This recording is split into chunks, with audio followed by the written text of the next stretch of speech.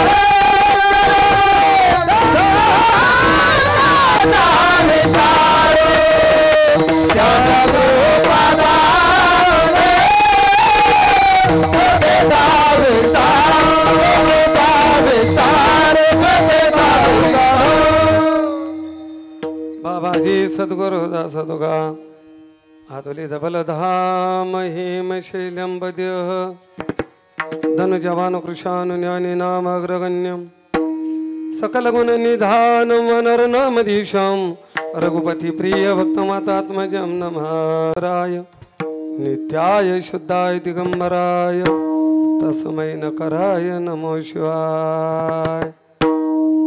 कैलाशीचा देव भोळा चक्रवर्ती पार्वतीचा पती योगीराज पार्वतीचा पती योगीराज भोळा चक्रवर्ती पार्वती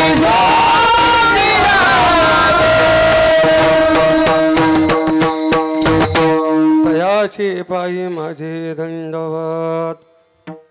नमो ज्ञान देवो नमो ज्ञान राजा नमो ज्ञान सिंधू सखा पूर्ण माझा मती मंदते ज्ञानदाता जनसी नमस्कार षष्ठांग ज्ञानेश्वराशी। नमो सद्गुरु तुकया ज्ञानदीपा नमो सद्गुरु सच्चिदानंद रूपा नमो सद्गुरु भक्त कल्याण मूर्ती नमो सद्गुरु भास्करा पूर्ण कीर्ती। गंगा विशुद्धं नितपाद स्पर्शं सरोवेष्टितं चुंबितं पुण्यस्थानं सराले स्थितं तं समाधिस्थमूर्तिं नमामि गंगागिरियोगिराजम्। तपो ज्ञान वैराग्य भक्ति स्वरूपम सदालंकृतं साधु संन्यास योगम मुखियुष्य वेदांत शस्त्रार्थ नित्यं नमो नारायण गिरिजे ब्रह्म स्वरूपम दयांचे केलिया स्मरण होय सगळे विद्यांचे अधिकरण तेचे बंधू श्री चरण श्री गुरूंचे ते नमस्कारोनी काय माझी वाणी मानेल संतासी रंजाव चित्ताशी अबोल्या मस्तक हे पायावरी यावर करी संतांच्या निवृत्ती नाथांच्या चरणी शरण एका जनार्दनी शिवे अवतार धरोने केले त्रैलोक्य पावना। आता माझे दंडवत तुमच्या संत चरणाचे, तुमच्या संत चरणाचे, तुमच्या संत चरणाचे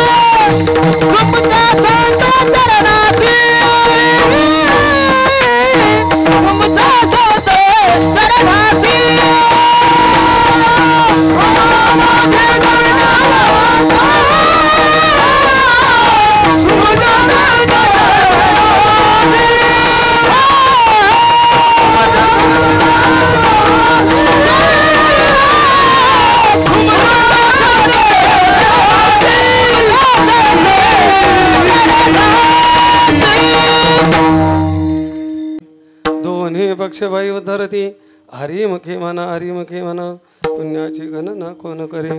प्रस्तुत संकीर्तन शिवेसाठी निवडलेला अभंग महावैष्णव माऊली ज्ञानोबरायांच्या हरिपाठातील वारकऱ्याच्या नित्यनेमातील सर्वांच्या परिचयातील आणि पाठातील अभंग आहे. खरं तर आज हा अभंगच कोणता घ्यावा हाच मोठा प्रश्न होता.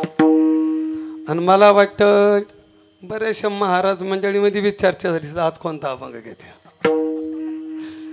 झाली होती ना. खरं बोल 100% राहुल महाराजाची तुझी विठाला कारण बराच शोध घेतला पण आता आजच्या प्रसंगाला कोणता अभंग घ्यावा हा एक मोठं आव्हानच होतं. ऐका पण मग सहज ही संधीची वेळ आहे हरिपाठाची वेळ आहे आणि थोड्या विषयाच्या अनुसंधान थोडं बोलण्याचा प्रयत्न. कुमारिका मनस्विनी गोरख काळे या बालिकेला या कन्येला तुमचा आमचा परिवाराचा निरोप घेऊन आज 1 वर्ष परिपूर्ण होत आहे. वर्ष झालं पण तरी परिवाराच्या अंतःकरणातून तिच्या आठवणी बुजल्या नाहीत. त्याच आठवणीला उजाळा देण्यासाठी म्हणून तिचं प्रथम पुण्यस्मरण आहे. पश्चात आजोबा आहेत रामनाथ शंकर काळे, भानुदास शंकर काळे, चंद्रभान शंकर काळे. वडील आहेत गोरख भानुदास काळे, चुलते आहेत बाळा महाराज काळे, त्याचप्रमाणे रवींद्र बारकू काळे, अशोक बारकू काळे, मध्ये सोमनाथ रामनाथ काळे, नवनाथ रामनाथ काळे, गजानन चंद्रभान काळे, राजेंद्र चंद्रभान काळे, समस्त काळे परिवार विठाला.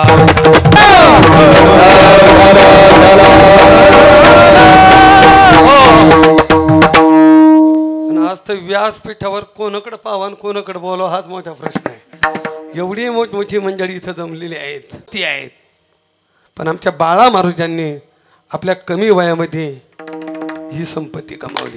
ही बाळा महाराजांची संपत्ती. प्रत्येकाने थोडस या लोकांना करा की एक एक महाराज नुसते वरती नका भाऊ खाली बसलेले बघा एक एक काहीतरी किमतीचे आहेत. ही सहज प्राप्त होणारी मंडळी नाही आहे लक्षामध्ये ठेवा. शिवाय आज दिवाळी आहेत अशाही वेळामध्ये त्यांनी बाळा महाराजांसाठी इतकी वेळ मोठी दिली म्हणून तर आता मला नामूल्य करणं अशक्य आहे. आज तरी अशक्य आहे. सर्वांबद्दल आदर आहेत. सर्वांना व्यासगान देऊन वंदन करतो. जोडोनी हस्तक पायी संतांच्या मस्तक, पायी संतांच्या मस्तक, पायी संतांच्या मस्तक, जोडोनी हस्तक पायी संतांच्या मस्तक, पायी संतांच्या मस्तक, जोडोनी हस्तक पायी संतांच्या मस्तक, पायी संतांच्या मस्तक, पायी संतांच्या मस्तक, जोडोनी हस्तक पायी संतांच्या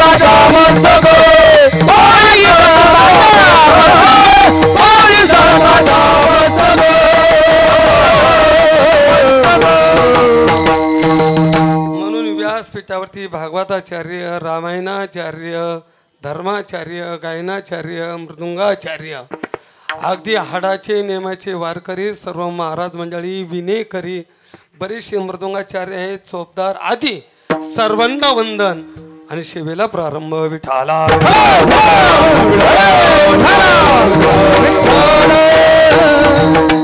खरं तर काहींचं जन्माचं भाग्य आहे, काहींचं राहण्याचं भाग्य आहे आणि काहींचं त्यांच्या जाण्यानंतरचं भाग्य आहे. कुमारिका मनस्विनी काही कालापुरती आली, पण आज 1 वर्षानंतर तिच्या माध्यमातून हा इतका समाज जमला, ही महाराज मंडळी जमली, हे मृत्यूनंतरचं भाग्य आहे. हे कोणतं भाग्य आहे? आणि त्या निमित्ताने आज जर विचार केला तर खरा मला वाटतं दसरा आणि दिवाळी आहेत. कारण इतकी महाराज मंडळी एका व्यासपीठावरती एका कार्यक्रमासाठी कधीही उपलब्ध होऊ शकत नाही, पण आज ही सर्व महाराज मंडळी, वैष्णव, वारकरी, हाडाचे नेमाचे वारकरी सगळे आज उपस्थित आहेत. खरं मला वाटतं आजचा खरा दसरा आहे आणि आजची खरी दिवाळी. सखे संत जन भेटतील, सखे संत जन भेटतील,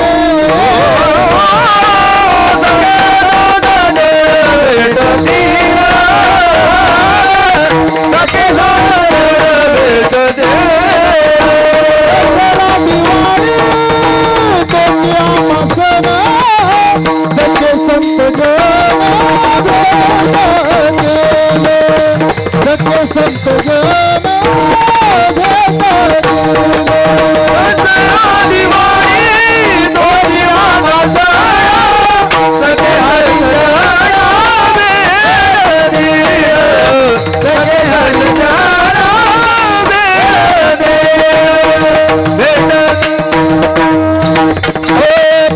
माने आले घरा, दिवाळी दसरा, दसरा दिवाळी दसरा तुमा भले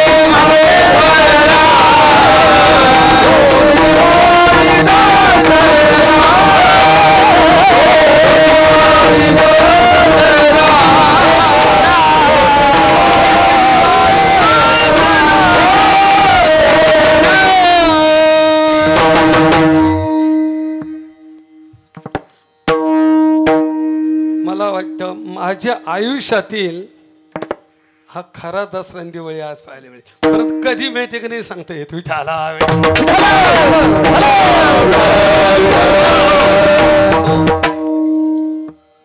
आज मनस्वीचं प्रथम पुण्यस्मरण आहे.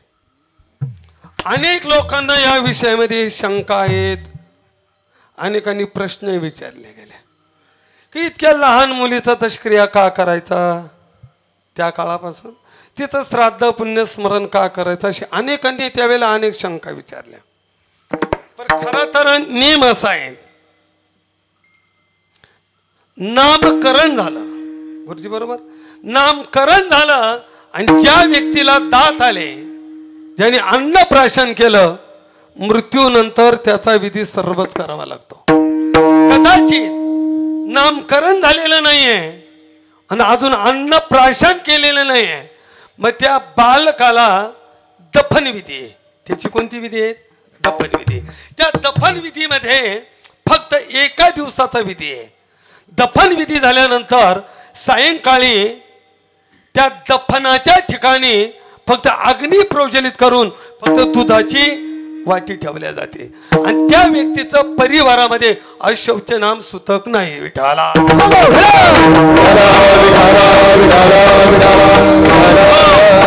पण बऱ्याच वेळेला बाबा 10, 11, 15 वर्षाची जी काही व्यक्ती जातात त्यालाही दफन केल्या जातं. कदाचित त्याचं विधीही केल्या जात नाही, पण ही पद्धत अशी नाही. शास्त्र म्हणताय ज्याला दात आले असेल आणि ज्याचं नामकरण झालं असेल त्याचा सर्वच विधी करावा लागतो. तसं मला वाटतं मनस्विनीला 1 वर्ष, किती वर्षाची होती बाळा?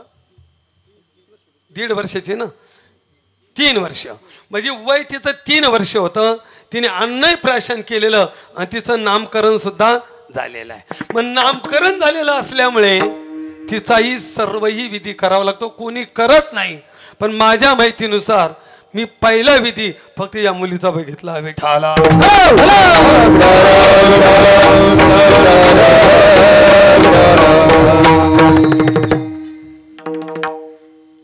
मग अग्नी दिला, बाकी विधी करावाचा लागतो. सनातन धर्मामध्ये एक दफन विधी आहे आणि दुसरा दहन विधी आहे. एक आहे दफन विधी आणि दुसरा आहे दहन विधी. आता दफन विधीमध्ये संन्यासी, महंत, गिरी, पुरी, भारती, बरोबर ना, यांना काय दिला जातो? दफन केलं जातं. तसं मानभाव संप्रदायामध्ये सुद्धा काय केलं जातं? दफन केलं जातं. पण दफन जरी करत असेल तरी ऐका, तरीही अग्नी हा द्यावाचा लागतो.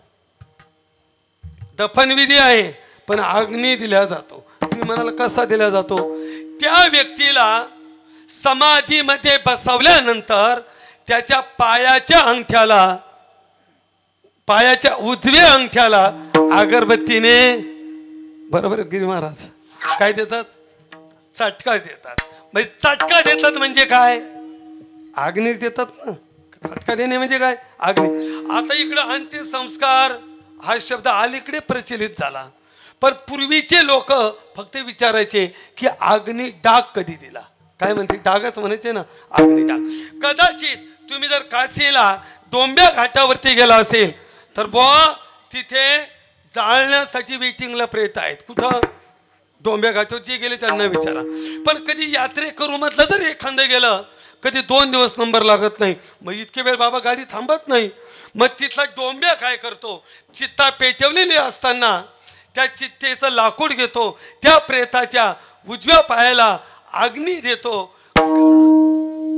दगडी म्हणजे कडापा दगडीचा असतो, कडापा आणतो, दगड आणतो आणि त्या कडाप्यावरती ते प्रेत बांधलं जातं, ते नावेत ठेवलं जातं आणि मग त्या नावेत घेऊन गंगेच्या मध्य सेंटरला खोल पाण्यात ते विसर्जन केलं जातं. पण तरीही अगोदर अग्नीच दिला जातो.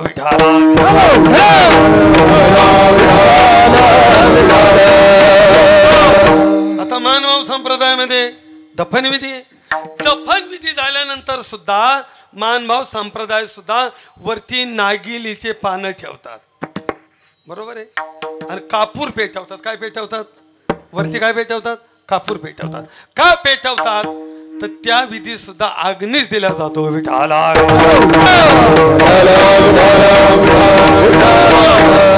ज्याला अग्नी दिला जातो, ज्याला अग्नी दिला जातो त्याचे मृत्यूनंतरची सर्व कर्म ही करावीच लागते. विठाला मनस्विनीला अग्नी दिलेला असल्या कारणाने मृत्यूनंतरची जी क्रिया आहे, जी कर्म आहे, ते सर्व केलं. त्या निमित्ताने आज तिचं समर्पण्य स्मरण आहे. तुम्ही मला स्मरण का करायचं? काय कारण? स्मरणामध्ये अशी काय ताकद आहे? सर, खूप ताकद आहे. एकच मी निसर्गाचा चमत्कार सांगतो, ऐका. 4 खाणी अंड, जार, श्वेतदाणे, उद्भिज, बरोबर. त्यापैकी अंडाची जी खाण आहेत, प्रथम तर ती अंड देते आणि अंड्याला उब देऊन नंतर पिल्लाला जन्म देते. मासा देखील अंडच देतो, पण मासा अंड हे पाण्यात देतो. कुठे देतो? पाण्यात. पाण्यामध्ये अंड दिल्यानंतर पाण्याच्या प्रवाहामध्ये ते अंड बऱ्याच दूरवर वाहत जातं. मग आता ऊब नाही दिली तर पिलू कसं जन्माले? मग मासा काय करतो? फक्त त्या अंड्याचं स्मरण करतो. काय करतो? स्मरण. जेव्हा मासा अंड्याचं स्मरण करतो, त्या स्मरणाच्या माध्यमातून त्या अंड्याला ऊब मिळते. हा निसर्गाचा चमत्कार आहे आणि त्यापासून पिल्लाचा जन्म होतो. ही स्मरणातली ताकद आहे. कर्कोच्या पक्षी भरतपूरला आला, त्याची पिलं समुद्राच्या किनारी आहेत. जर पिलांना भूक लागली, पिलं फक्त आईचं स्मरण करतात. पिलं समुद्राच्या किनारी, पक्षी इथं काय करतात? स्मरण करतात. पण स्मरण केल्यानंतर हे पक्षाला कळतं आणि तो कर्कोच्या इकडं मोठ्या मोठ्याने ओरडतो. कर्कोच्या जर इकडे ओरडला तर तिकडे पिलांची भूक भागते. ही स्मरणातली ताकद आहे विठाला.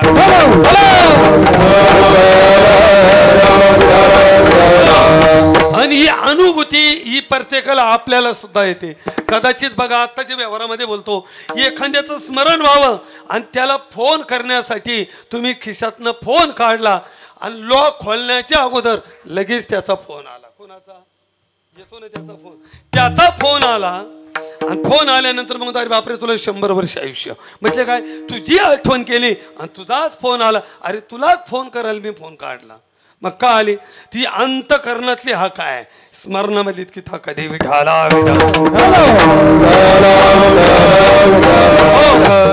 आता इथे जरा अंधश्रद्धा थोडस शंका घेईल पण सांगतो मी.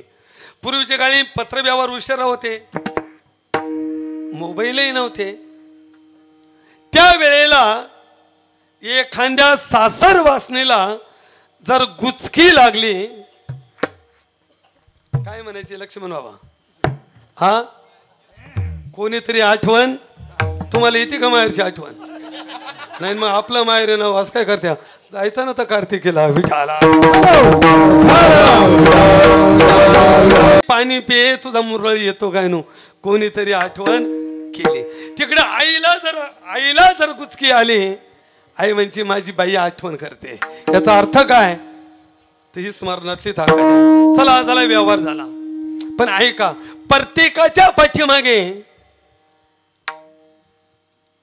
व्याधी लागलेल्या आहेत. कोणती व्याधी? जन्म आणि मरण. ही व्याधी नष्ट व्हावी असं जर असेल तर महाराज म्हणतात तुम्ही देवाचं स्मरण करा. त्या स्मरणात इतकी ताकद आहे की या व्याधी नष्ट होतील विठाला.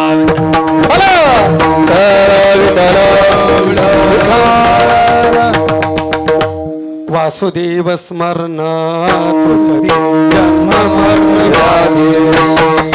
वासुदेव स्मरणात जन्म मरण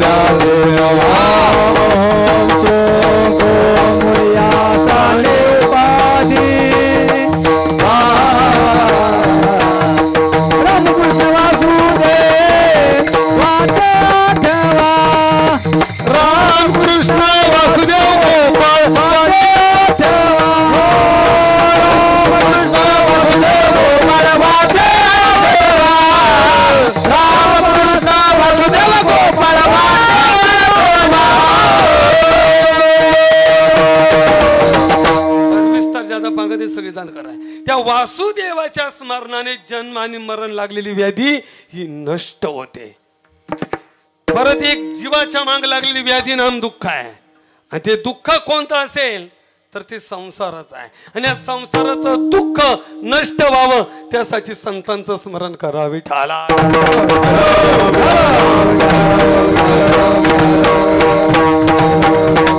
स्मरत निवृत्ती पावलो विश्रांती संसाराची शांती झाली माझ्या संसाराची शांती झाली माझ्या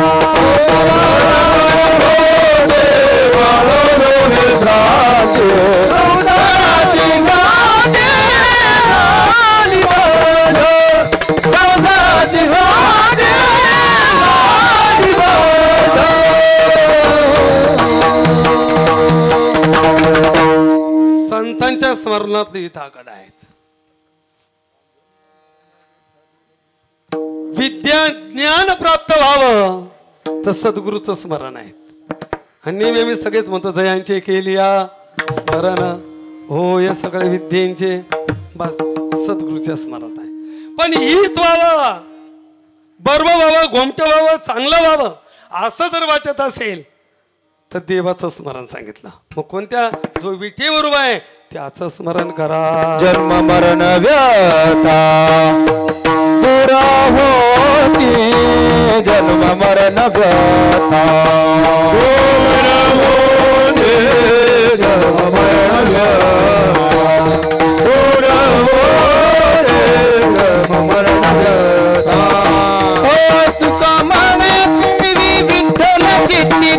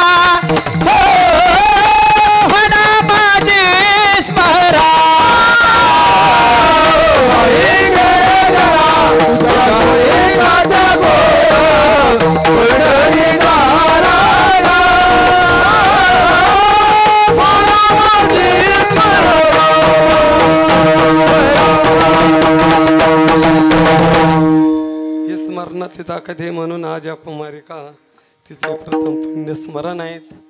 स्मरणाने सुद्धा बरंच काहीतरी घडतं करत सांगता येईल. असू द्या.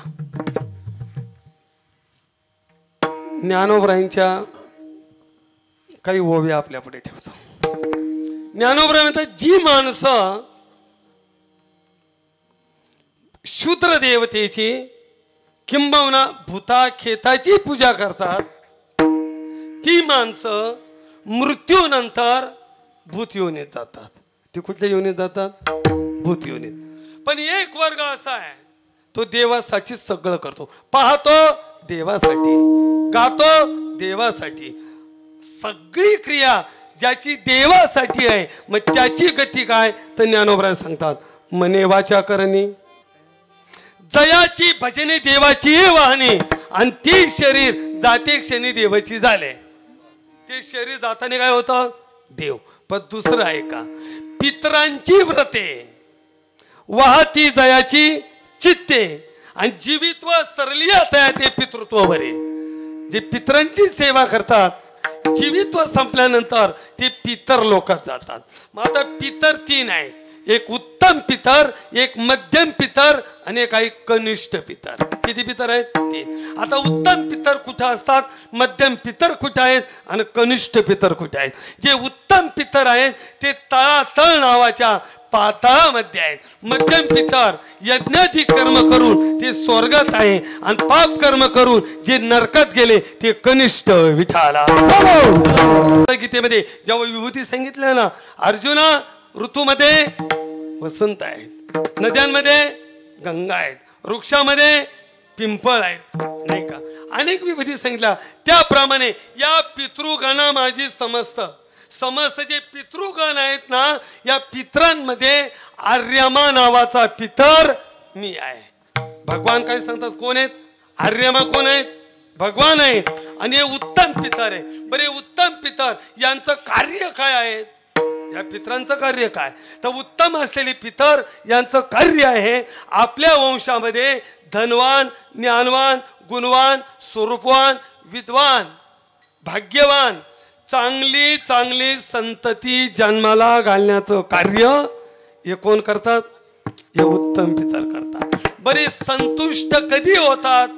तर पितृपक्षामध्ये जे श्राद्ध केलं जातं त्या श्राद्धाने आर्यमा नावाचा पितर संतुष्ट होतो. इतर श्राद्ध हे घरात केलं जातं, पण पितृपक्षात जे श्राद्ध केलं जातं ते धाब्यावर केलं जातं. इतर श्राद्धाला केळीचं पान लागतं, पण त्या श्राद्धाला मोहाच्याच पानाची पत्रवळी लागते. विठाला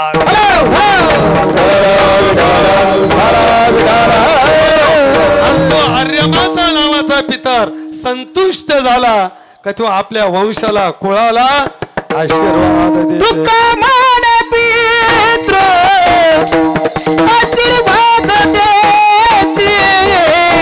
तुका मान पित्र आशीर्वाद देते.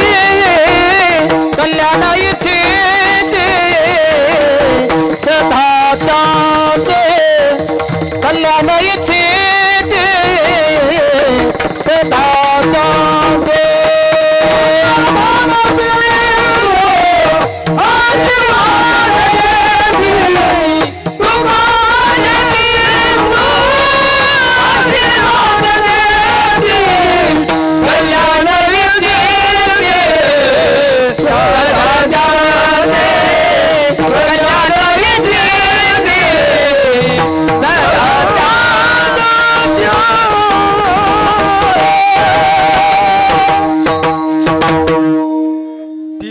संतुष्ट झाले तर आशीर्वाद देतात, पण पितर जर असंतुष्ट असेल कट कट करी ती पितर.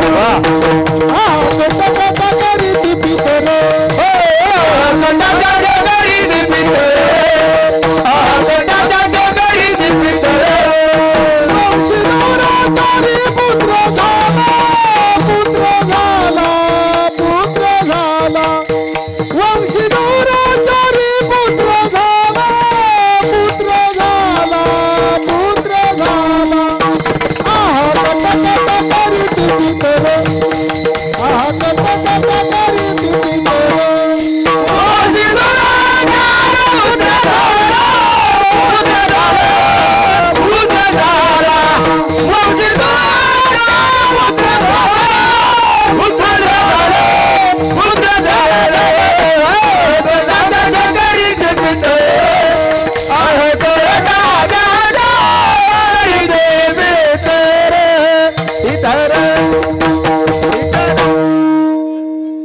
संतुष्ट झाले तर आशीर्वाद देतात आणि पितर जर नाराज झाले तर ते शापही देतात.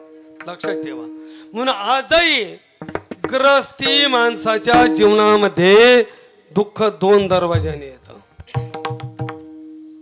पहिला दरवाजा आहे, जर कुल देवतेचा कोप झाला, कुळाचार बंद झाला, तरी एक तो दरवाजा आहे दुःखाचा. आणि पितर नाराज झाले तर ते शाप देतात, हा दुसरा दरवाजा आहे. म्हणून पितरांचे आशीर्वाद घ्यायचे असतात, ज्येष्ठ श्रेष्ठांचे आशीर्वाद घ्यायचे असतात, संत महापुरुषांचे आशीर्वाद घ्यायचे असतात, भूदेव ब्राह्मण यांचे आशीर्वाद घ्यायचे असतात. विठाला विठाला विठाला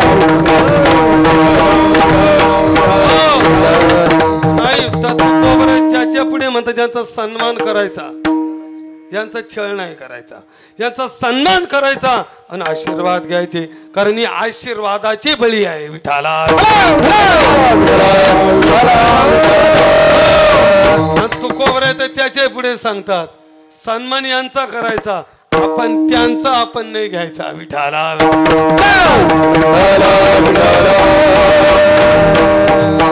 ऋषी मुनी महर्षी विप्रांचा सन्मान करावा आपण घेऊन करावा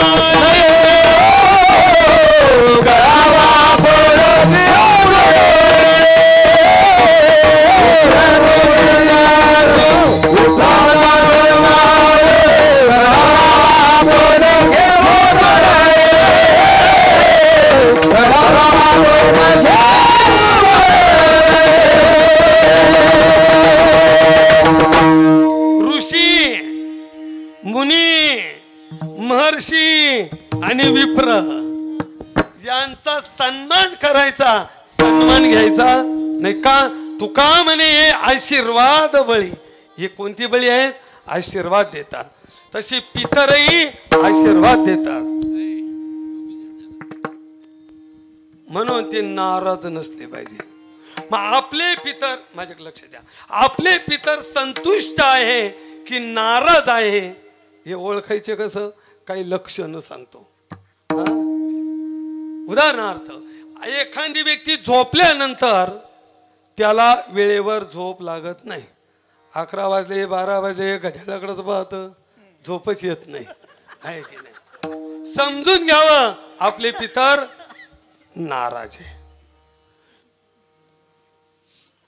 या पुढे मध्यरात्री, ऐका, मध्यरात्री एखाद्याला तहान लागत असेल, घसा कोरडा पडत असेल आणि मध्यरात्री उठून एखादा पाणी पित असेल, समजून घ्यावं आपले पितर तहानलेले आहेत. जेवणाला बसल्यानंतर ताटामध्ये नेहमी वारंवार सतत जर केस येत असेल, ताटात केस येत असेल, तोंडात केस जात असेल, हातात केस येत असेल, तर आपले पितर नाराज आहे. केसच येत असेल, पितर आपले नाराज आहेत. मुला मुलींचे विवाहात अडचणी निर्माण झाला असेल तर पितर नाराज आहे. विठाला विठाला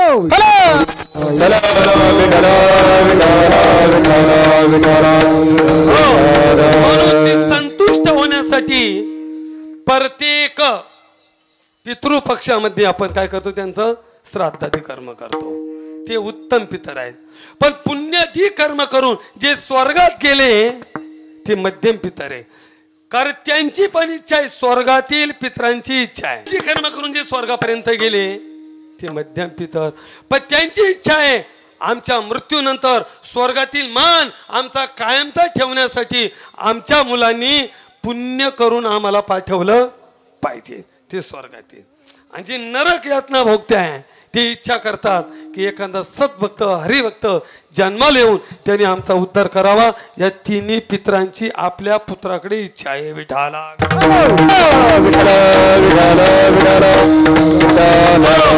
मुलांनी काय करावं तर नाथ महाराज सांगतात, सोये करावे पितृतर्पण, शनवती श्राद्धे दान, पितर उद्धरावे आपण आणि गया वर्जन करून या.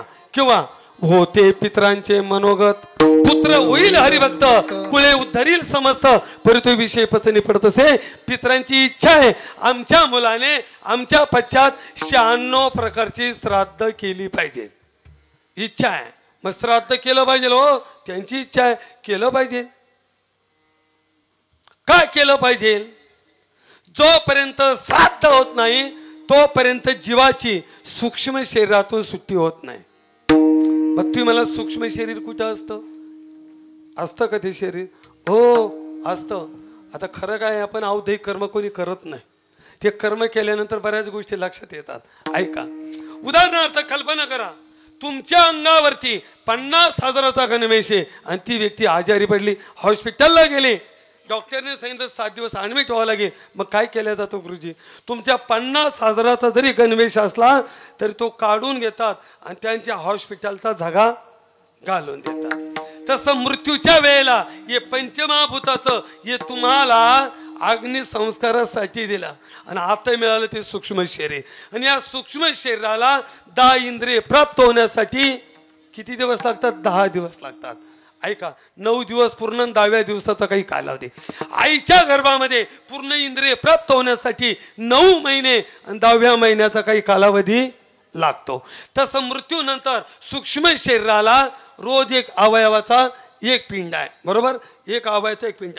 मग पहिल्या पिंडामध्ये पहिल्या दिवशी मृत्यूनंतर त्याला मस्तक तयार होतं, दुसऱ्या दिवशी मान तयार होते, तिसऱ्या दिवशी हृदय तयार होतं, चौथ्या दिवशी बेंबी पोट तयार होतं, 5व्या दिवशी पाठ तयार होते, 6व्या दिवशी कंबर तयार होतं, 7व्या दिवशी मलमूत्र विसर्जन करण्याची जागा तयार होते, 8व्या दिवशी मांड्या तयार होतात आणि 9व्या दिवशी पाय तयार होतात आणि 10व्या दिवशी त्याला ताण भूक लागते, म्हणजे ती उर्मी तयार होते. विठाला आणि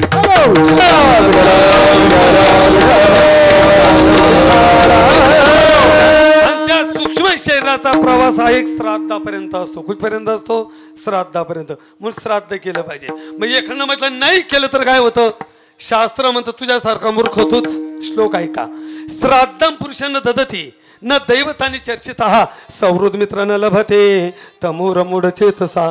जो मुलगा आई वडिलांच्या मृत्यूनंतर श्राद्धादी कर्म करत नाही, श्राद्धम पुरुषानं ददती, कर्म करत नाही, तमोर मूढ चेतसा, तो मुलगा मूर्ख आहे. जो हिंदू धर्मामध्ये जन्माला येऊन जो देवदेवतांना मानत नाही, तमोर मूढ चेतसा, तो मुलगा मूर्ख आहे. आणि त्याला चांगल्या विचाराचे, उंच विचाराचे, चांगल्या क्वालिटीचे मित्र बनवता येत नाही, तमोर मूढ चेतसा. विठाला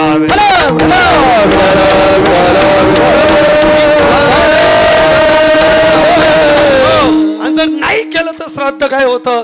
एक वाक्य ऐका, तुम्ही पैशाने मोठे असाल, पदाने मोठे असाल, परिवारात मोठे असाल, सत्तेत मोठे असाल, पण एक वाक्य ऐका, जातीपेक्षा धर्मापेक्षा कोणी मोठा होऊ शकत नाही. मग तुम्ही ज्या जातीत जन्माला आलात, अंधश्रद्धा, कर्मकांड, पुन्हा तरी वेगळे बोट करून तुमची संस्कृती नष्ट करू नका आणि तुमच्या कर्मकांडाला अंधश्रद्धा या गोंडस नावाखाली बाजूला लोटण्याचा प्रयत्न करू नका.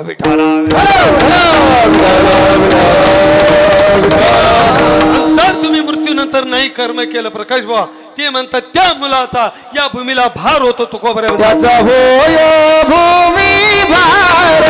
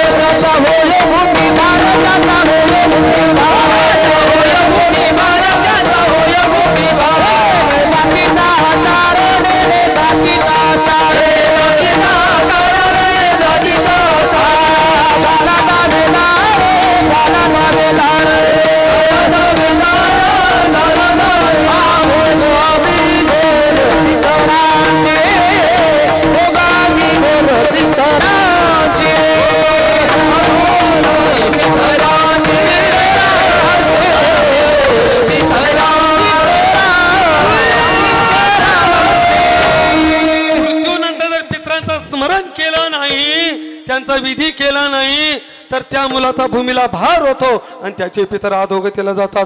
तो पितरांचा शत्रू बनतो. म्हणून पितरांची इच्छा आहे स्वये करावे पितृतर्पण. शनवती श्राद्धेचा मुलाने स्वतः पितृतर्पण करून 96 प्रकारची श्राद्ध करावे. किती श्राद्ध सांगितले? शनवती म्हणजे 96. तशी काही ठिकाणी 72 आहे, काही ठिकाणी 28, काही ठिकाणी 12. पण नाथांच्या युक्तिवादाप्रमाणे आपण 96 म्हणू. आता 96 कोणते येत राही का? प्रत्येक अमावस्येला श्राद्ध आहे. कधी? प्रत्येक. आता अमावस्येलाच का? तर स्वर्गात असलेले पितर ज्यांना जे भोग मिळतात, जे पेय मिळतं ते चंद्रापासून मिळतं. आणि चंद्राची कला अमावस्येला संपलेली असते. म्हणून त्या दिवशी त्यांना पेय मिळत नाही. म्हणून प्रत्येक अमावस्याला आपले पितर मुलाच्या दरवाजावरती येतात आणि मुलाकडून इच्छा करतात काहीतरी दे. पण काही नाही दिलं तर किमान त्या घरातली हवा भक्षण करून निघून जातात. म्हणून प्रत्येक अमावस्याला काय आहे? श्राद्ध आहे. आता सांगतो एक माहितीचं. नाही जर समजा तुम्हाला प्रत्येक अमावस्याला देता आलं तर सर्व पितृ अमावस्याला मात्र चुकू नका. विठाला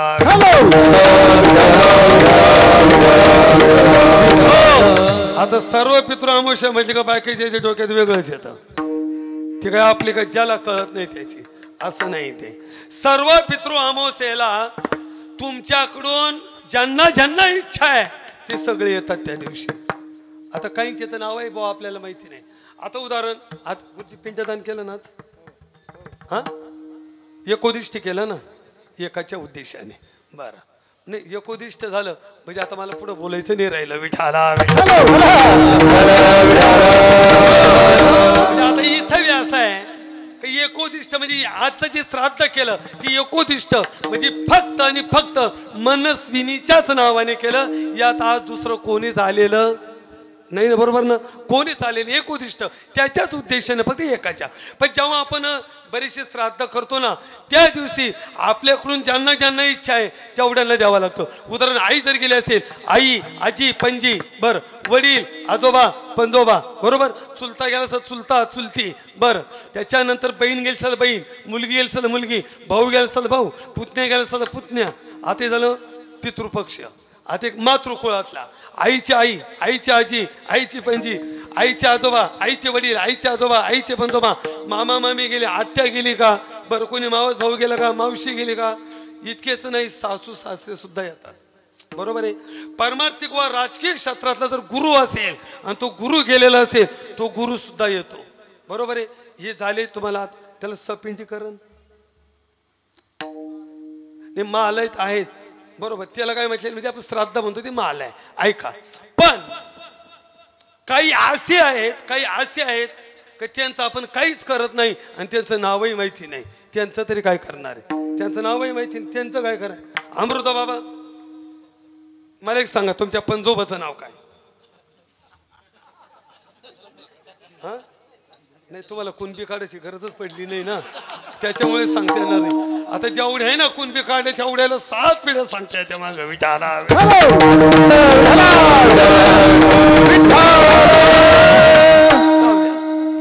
तुम्ही काही ठोकलं, तुम्ही कुठे केस करणार होतं, काही सांगितलं मला कुठं तुमचं मला पाहायचं होतं. बरोबर ठीक आहे जाऊ द्या. तुमच्या पंजोबांना किती भाऊ होती सांगते येतील? काय बोलते बाबा, खोटं बोलाल तुम्ही, आता सरळ खोटं बोलून राहिले. बरं जाऊ द्या चला. उदाहरणार्थ त्यांचं सोडून द्या. आपले पंजोबा आहे, त्या पंजोबांना 3 भाऊ होते. त्यापैकी दोघांचा विस्तार वाढला. किती जणांचा? दोघांचा. दोघांचा विस्तार वाढला पण एकाचा विस्तार वाढला नाही. मग ज्याचा विस्तार वाढला नाही त्याचं इस्टेट कुणीकडे आलं? वारस हक्काने दोन्ही पंजोबाकडं. पंजोबाकडनं आजोबाकडं, आजोबाकडनं वडिलांकडं, आणि वडील गेल्यानंतर कुणाकडं आलं? ते आपल्याकडं. आता पुढे ऐका बरं का, पुढे ऐका. बघा, जसं वारस हक्काने पूर्वजांच्या इस्टेटीचे आम्ही मालक होतो तसं वारस हक्काने पूर्वजांचे रोग सुद्धा घ्यावे लागतात. काय घ्यावे लागतात बाबा? रोग सुद्धा घ्यावे लागतात. तुम्ही मला कसं, आता एखाद्याला शुगर आहे, तो गेला हॉस्पिटलला, पहिला डॉक्टर विचारतात तुमच्या घरात कुणाला आहे का? वडिलांना होती का, आजोबाला होती का? विचारतात दादा, विचारा. एखाद्याला आस्था दम आहे, त्याला विचार कुणाला होता का? आई म्हणती नाही रे माझ्या वडिलांना होता. म्हणजे मातृपक्षातला सुद्धा रोग येतो. कारण स्त्री सुद्धा सासरला येताना माहेरचे 50% दोष घेऊन येते. विठाला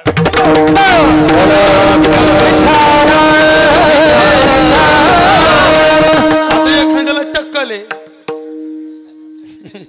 ती विचारते तुमच्या पहिले पित्रांना कोणलं होतं का? एखाद्याला कोड आहे विचारलं जातं. जसे त्यांच्या इस्टेटीचे आम्ही वारस हक्कदार होतो तसं त्यांच्या रोगाचे सुद्धा आम्ही कोण आहे? वारस हक्कदार.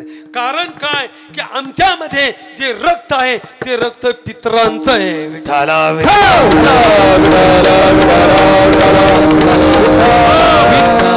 आम्ही ज्याच्या इस्टेटीचे वारसदार झालो पण त्याच्याबद्दल त्याच्याकरता आम्ही काय केलं?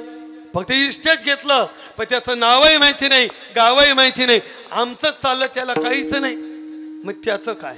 त्याचं तुम्हाला जरी त्याचा विसर पडला पण त्याला मात्र तुमचा विसर पडलेला. आणि पुढे ऐका बर का, ती व्यक्ती आपल्याला सोडत नाही ज्याचं इस्टेट खात होती. समजून घ्या.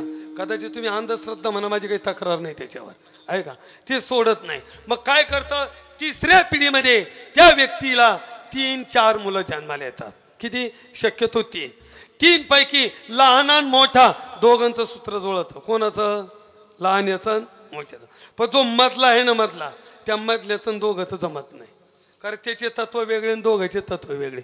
आणि शक्यतो तो मधला जो असतो तो मधला याच इस्टेटीचा खरा मालक असतो आणि त्याचं इस्टेट घेण्यासाठी तो येत असतो. आणि आल्यानंतर त्याच्या वाट्याला जी जमीन येते त्या जमिनीला तिरपा काप असतो. नाला गेला असेल, नदी असेल, वाट असेल, आणि न लावता त्या शेतामध्ये पिंपळाचं जुनाट झाड उगलेलं असतं. विठाला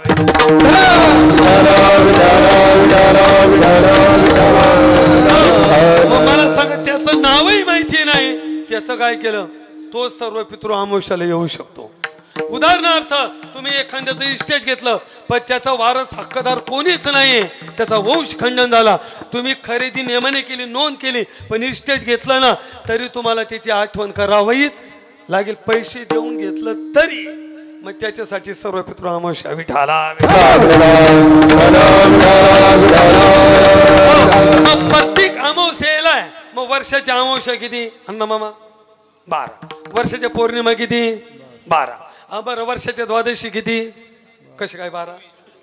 24 येतील ना आता. म्हणजे प्रत्येक अमावस्येला श्राद्ध आहे, पौर्णिमेला श्राद्ध, 96ची आधी सांगतो. प्रत्येक द्वादशीला सुद्धा श्राद्ध आहे. बरं दादा, वर्षाच्या संक्रांती किती? विचारतो. 1 नाही 12 आहे. 12. कारण प्रत्येक महिन्याला सूर्य एका राशीतून दुसऱ्या राशीमध्ये संक्रमण करतो आणि राशी आहे 12. म्हणून अधिक मासामध्ये सूर्याचं संक्रमण होत नाही, म्हणून अधिक मासात कुठलं शुभ कार्य होत नाही. विठाला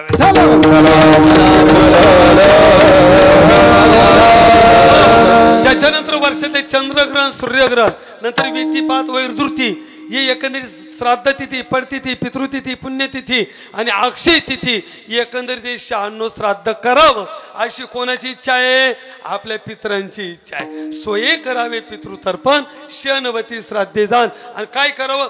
पितर उद्धरावे आपण आणि गयावर्जन करून या. मुलांनी गयेला जाऊन आमच्या उद्देशाने काय करावं? पिंडदान आदी क्रिया करून आमचा काय करावा? उद्धार करावा. आता 2 गया आहे. एक आहे मातृगया आणि दुसरी आहे पितृगया. कोणती? एक मातृगया आणि दुसरी पितृगया. मग मातृगयेला आईच्या ऋणातून उत्तीर्ण होण्यासाठी ती मातृगया, आणि ती मातृगया आहे सिद्धपूर. कुठं आहे? सिद्धपूर. आणि पितृगया ही बिहार. विठाला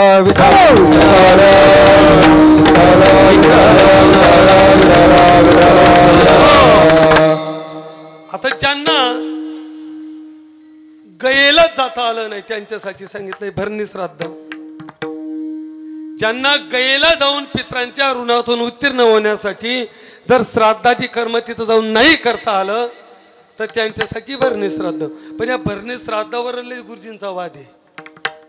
काही गुरुजी म्हणतात श्राद्धाच्या अगोदर आणि काही गुरुजी म्हणतात श्राद्धाच्या नंतर. पण माझ्या माहितीनुसार ते नंतर बोलतील, पण माझ्या माहितीनुसार भरणे श्राद्ध हे श्राद्धाच्याच नंतर. विठाला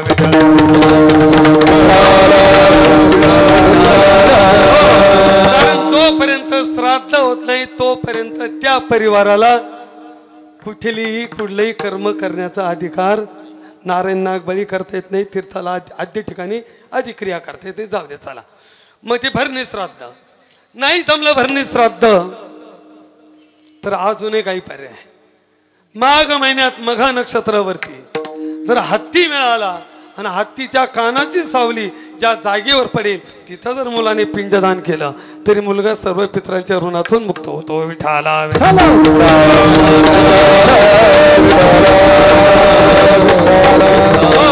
आणि येही नाही जमलं तर पितृपक्षातले नियम सांगितले. पितृपक्ष आता पितृपक्ष किती दिवसाचा आहे गुरुजी? तर बऱ्याच लोकांचा भ्रम आहे, तो आता दूर करून घेऊ आपण. शांबाबा किती दिवसाचा आहे पितृपक्ष? ते हसत होते दोघे एकमेकाकडे पाहून म्हणून विचार राहिले. हा 15 दिवसाचा बरोबर. तसं 16 दिवसाचा म्हणतो आपण, कारण पौर्णिमेला सुद्धा महालय आहेत.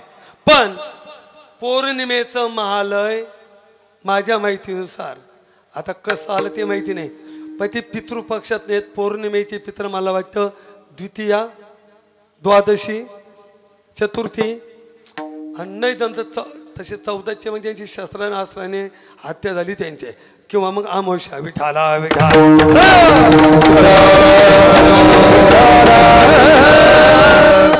ऐका तसं खरं 15 दिवसाचा आहे, पण आपण 16 दिवस म्हणतो. त्या गयासुराला वरदान दिलेलं आहे. तो गयासूर 15 दिवसासाठी तो गायीच्या मुखामध्ये असतो. कुठं असतो? गायीच्या मुखात. म्हणून ऐका, 3 प्राणी पितृतुल्य आहेत, 3 पक्षी पितृतुल्य आहेत, 3 जलचर पितृतुल्य आहेत आणि 3 वृक्ष पितृतुल्य आहेत.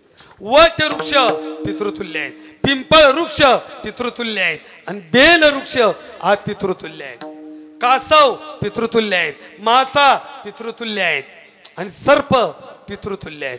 कावळा पितृतुल्य आहेत, राजहंस पितृतुल्य आहेत आणि गरुड पितृतुल्य आहेत. कुत्रा पितृतुल्य आहेत, गाय पितृतुल्य आहेत आणि हत्ती पितृतुल्य आहे. विठाला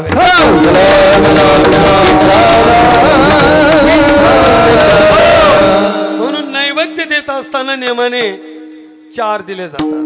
बरोबर आहे गुरुजी? 4 दिले जातात. पहिला कावळ्याला, गाईला, माशाला आणि कुत्र्याला. किती झाले? 4. पण नैवेद्य देत असताना आमची माय माऊली कधीही सिंगल नैवेद्य देत नाही. ती नैवेद्य देताना डबल देते आणि नाही देता आला तर एका पोळीची घडी करून देते. काय करते? घडी करून देते. का घडी करून देते? तर एक स्त्री पितृपक्षामध्ये सासरलाही तृप्त ठेवते आणि माहेरलाही तृप्त ठेवते. कारण स्त्री नैवेद्य देताना डबल का देते किंवा घडी का करते? ती सासरच्याही पित्रांना तृप्त ठेवते आणि माहेरच्याही पित्रांना तृप्त. म्हणून एक स्त्री याही कुळाचा उद्धार करते आणि त्याही कुळा. कारण प्रत्येकाला 2 पक्ष आहे, एक मातृपक्ष आणि दुसरा आहे. तुम्हाला किती पक्ष आहे? कोणते कोणते? हा तिथले अवघड झाली. लोकांनाही प्रश्न पडला पुढे प्रवेश करावा. आता विठाला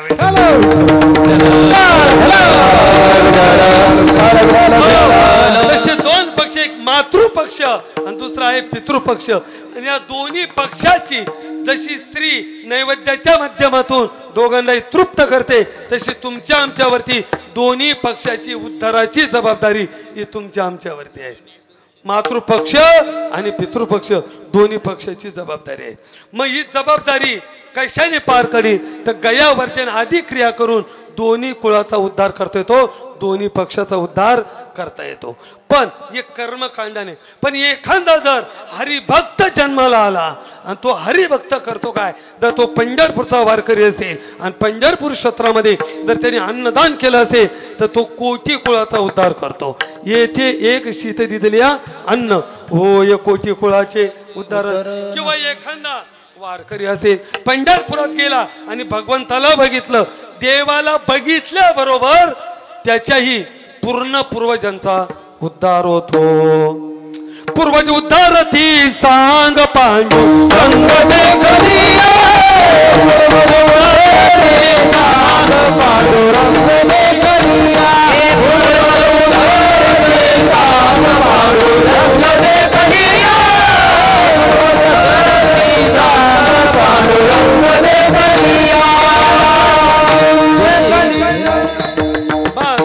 पांडुरंगाचं दर्शन झालं का सगळ्या पूर्वजांचा उद्धार झाला. पांडुरंगाच्या चरणाचा स्पर्श झाला. गया घडली, धाम घडले, काशी घडली. विठाला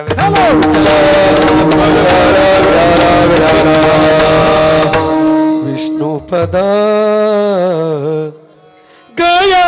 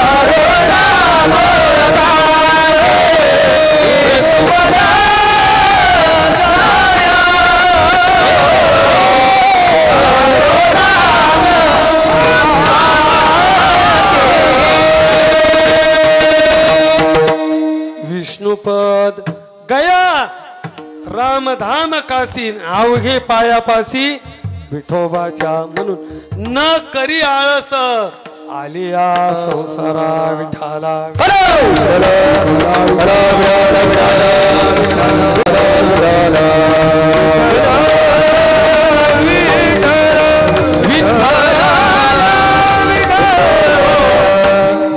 चला. एखादा आळंदीचा जर वारकरी असेल तर माऊलीने वरदान दिलेलं आहे, जो करील याची यात्रा तो तारील सकळही गोत्रा. मातृ पितृ भ्राता सगोरा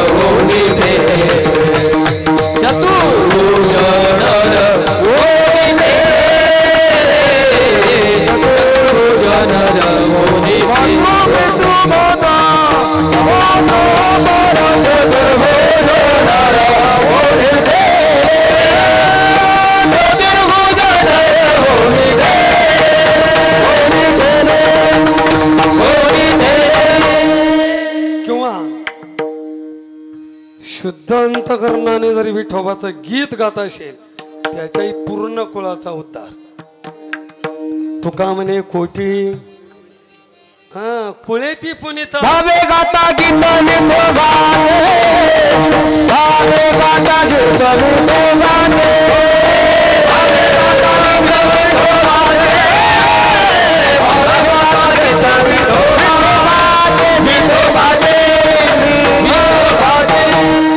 एखादा म्हणाल एखादा जर शैव असेल शिवभक्त असेल तर मग तुम्ही नरहरी महाराजांना विचारा.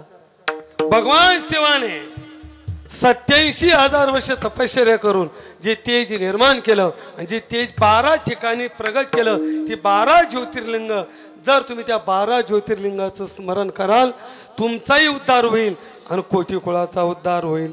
सत्य ज्योतिर्लिंगे 12 प्रातःकाळी स्मरण करा, कोटी कुळे उद्धारा पवातराल. बापांनो, एक हरिभक्त जन्माला आला तर तो कोटी कुळाचा उद्धार करतो. प्रसवलिताया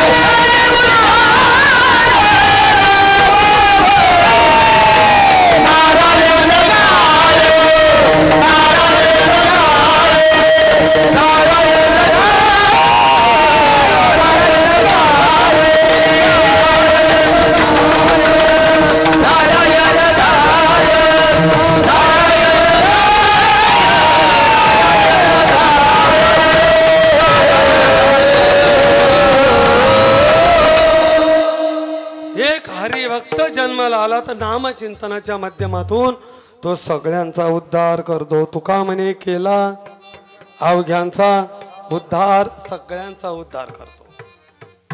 म्हणून कलियुगामध्ये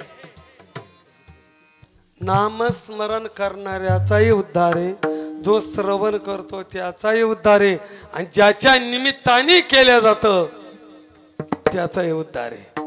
ज्ञानदेवी अभ्यास मोठा, नामस्मरण मुखा वाटा, आणि हरी हरी स्मरता पूर्वज गेले वैकुंठा.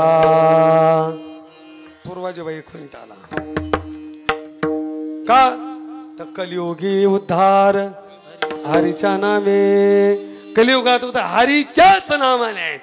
मग पुन्हा कुणाचं नामाने उद्धार झाला?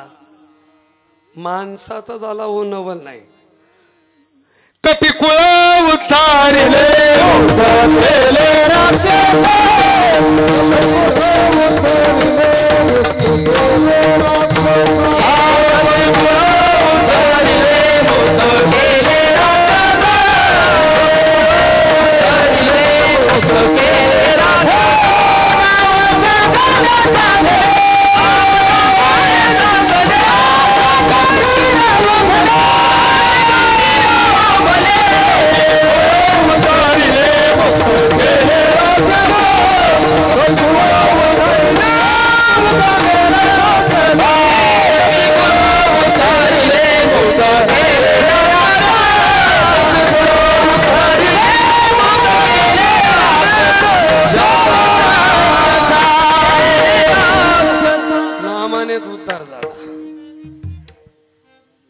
कुणाचा किती जणांचा गणितच नाही. नामेची तरले कोट्यान कोटी, नामेची वैकुंठी बैसविले. तरलेही नामाने आणि वैकुंठातही नामानेच गेले. ठीक आहेत महाराज. हा, मग हे नामस्मरण नामचिंतनाने उद्धार होतो. मग या नामासाठी काही प्रतिबंध आहे का? तर ज्ञानोबराय म्हटले अजिबात नाही. नाम जप यज्ञ तो परम पावन, बाधून शके स्नानादी कर्म. नामे पावन धर्म धर्म, नाम परब्रह्म वेदार्थे. प्रतिबंध नाही. तो कोबराय त्याला उत्तर देतात. न धोये तोंड, न करे आंघोळी, आणि जपे नामावळी सर्व काळ. सर्व काळ म्हणजे कधी बी, कुठे बी, केव्हा बी. प्रगटा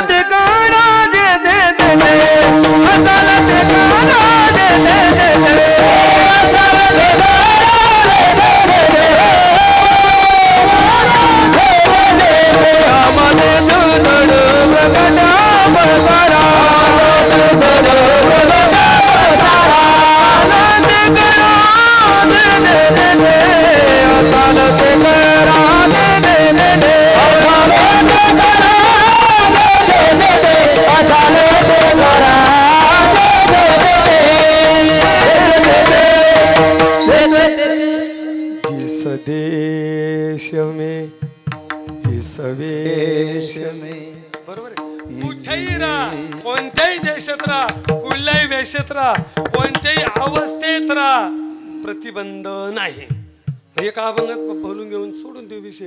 हरी बोला देता घेता बैसता उठता जेवता दळता कांता बांधता लोकांती एकांती आणि ते हे त्यागांती हरी बोला.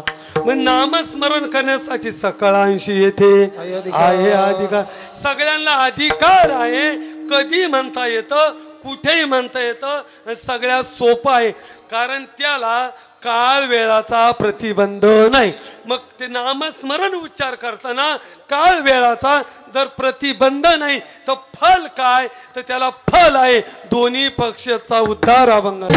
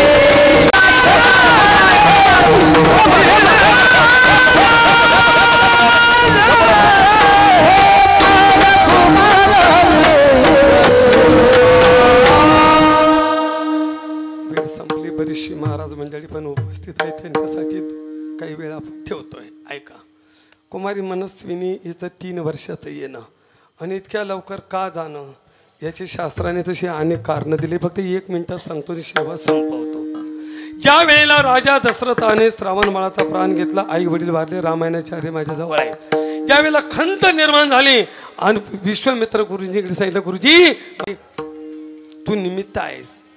श्रावण बाळ आई आणि वडील एका तळ्याच्या काठी काही काल त्यांचं वास्तव्य झालं आणि वास्तव्याच्या माध्यमातून त्यांचं ऋणानुबंध झालं आणि ते ऋणानुबंधामुळे या जन्मात एक आई झाला, एक वडील झाला आणि एक कोण झाला, मुलगा झाला. मागच्या जन्मात एक कासव होता, एक मगर होता आणि एक गिधाड होता. त्या तळ्यामध्ये ते अनेक काळ राहिले आणि त्यांच्या ऋणानुबंधामुळे आता आले. ऋण संपलं, ज्याचं ऋण संपलं तो निघून गेले. तसं संतती जन्माला येताना एक देणेकरी आणि एक देणेकरी, एक घेणेकरी, त्याला आपण ऋणकरी म्हणतो. ऐका, एक मुलगा आपल्याकडे जो येतो ना तो घेण्यासाठी येतो, गत जन्मातलं ऋण. आणि एक मुलगा येतो ते जन्मामध्ये त्याचं आपण ऋण जर बुडवलं तर ते देण्यासाठी तो येतो. मग तो मुलगा आल्यानंतर काही काळ थांबतो, चांगली वागणूक देतो, आईवडिलांची सेवा करतो, कष्टाने पैसे कमवतो आणि ते वडिलांकडे सपूर्त करून ऋण फेटलं की तो आईवडिलांच्या अगोदर निघून जातो. पण एक घेणेकरी जो येतो, आई वडील शेतात काम करतात, तो इन करतो आणि गुटखे खात गावात फिरतो, आई वडिलांच्या कष्टावर त्याची मजा. हा मागच्या जन्मातला देणेकरी. आणि एक आई घेणेकरी. एक ब्राह्मण आहे, उत्तर वयामध्ये मुलगा गेले आणि पूर्वीचा काळ त्या राजदरबारामध्ये एक विद्वान वाद घालण्यासाठी आला. हा विद्वान नाही म्हणून मुलगा गेला. मुलगा विद्वानच असल्यामुळे वाद जिंकला. राजा खुश झाला. सुवर्णाचं गमिलभर मुद्रा दिल्या. पण याने सांगितलं आई वडिलांची इच्छा आहे, मला काही आणायचं नाहीये. राजा म्हटला ठीक आहे, लाडू न्या. राजाने 3 बुंदीचे लाडू नेले. ते लाडू घरी गेले आणि घरी गेल्यानंतर मुलाने मानीचा कळश टाकला आणि मुलगा मेला. बाबा मी हा जगन्नाथ अण्णाच्या मुखातून ऐकलेला दृष्टांत आहे. विठाला ब्राह्मणाने सांगितलं मुलगा जाऊ शकत नाही. मी त्याची कुंडली बघितलेली आहे, पत्रिका बघितलेली आहे. तो मागच्या जन्मातला देणेकरी, त्याने अजून आमचं कर्ज फेडलेलं नाही. मग आमचं कर्ज फेडलं नाही तर कसा गेला तो अगोदर. म्हणून घरी आला, बघितलं तर खरोखर मुलाने मान टाकली, मुलगा मेला. ब्राह्मणाने सविस्तर विषय विचारला, पत्नीने सांगितला. राजाने काय दिलं म्हटले बुंदीचे लाडू दिले. म्हटले आण इकडे. ते लाडू आणले, लाडू फोडले तर लाडूमध्ये हिरे माणिक आणि रत्न निघालीत. ब्राह्मणाने सांगितलं बस, मागच्या जन्मात एक कर्ज होतं, तो फेडण्यासाठी मुलगा म्हणून आला, कर्ज फेडलं, तो आपल्या अगोदर निघून गेला. बस तेवढ्याच कामासाठी आला होता.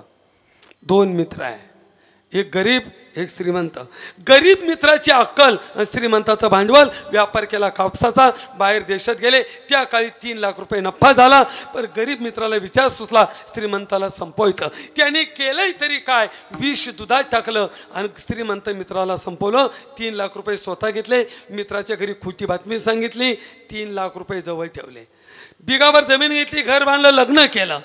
बाई गरोदर झाली. 7 महिन्याचा गर्भ असताना तब्येत बिघडली आणि हॉस्पिटलला गेल्यानंतर डॉक्टरने सांगितलं सिजर करावं लागेल, 25,000 खर्च आहे, लागू द्या.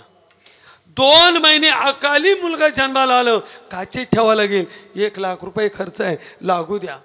5 वर्ष झाले पण मुलाची तब्येत सुधरत नाही.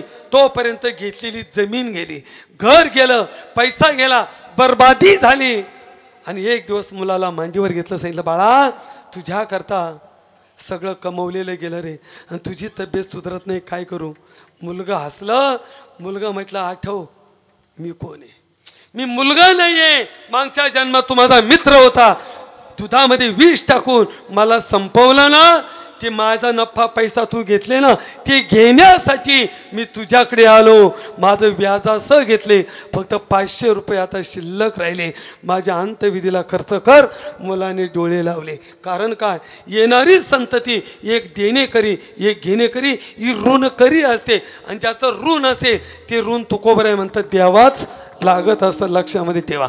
म्हणून आज या ठिकाणी मनस्विनी तिचं काही ऋणानुबंध असेल, 3 वर्षापर्यंत आली, तिचं ऋण संपलं, ती निघून गेली. पण प्रभूकडे एकच इच्छा करतो, आमच्या गोरखभाऊच्या संसारामध्ये वेलीवरती पहिलीच उमललेली कळी ती विस्कटली. पण हीच कळी याच कुळामध्ये परत जन्माले हो आणि राहिलेला आनंद त्यांना प्राप्त करून देऊ ही सदिच्छा व्यक्त करतो.